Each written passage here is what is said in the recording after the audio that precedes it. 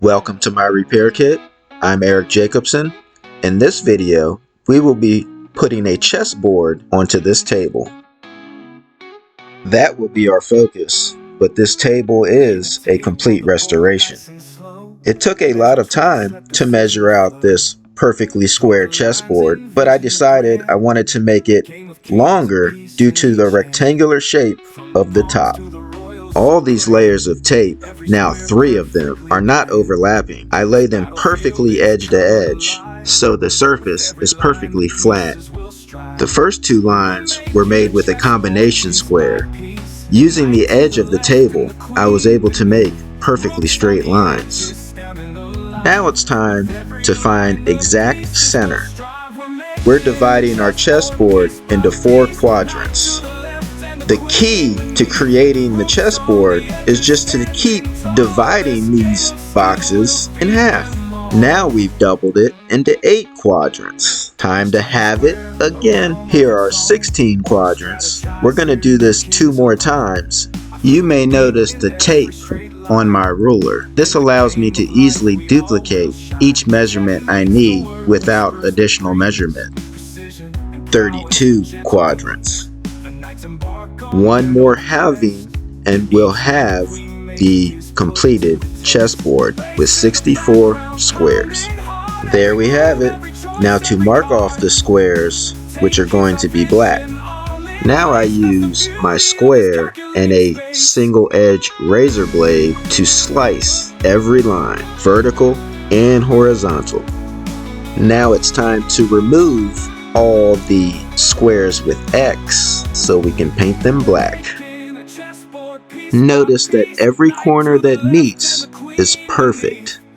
This is imperative to create the perfect square. If there are loose corners or edges, when I paint it black, that paint will seep into the light squares.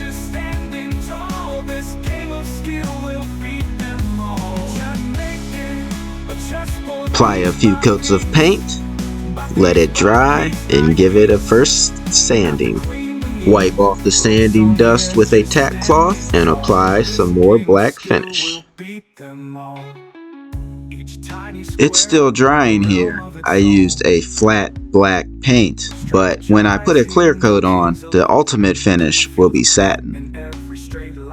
It's now time to protect the black squares so we can stain the rest of the top.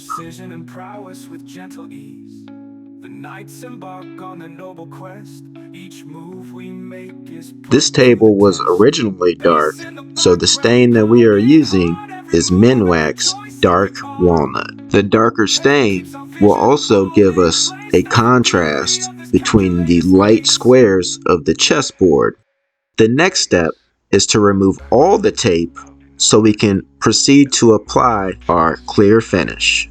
These light squares have a great contrast, but when I start applying a clear finish, they will darken slightly because of the natural characteristics of the wood. I'm going to speed this up, but the process of spraying and sanding is done at least 4 times to build up a really nice finish. Please enjoy the final result.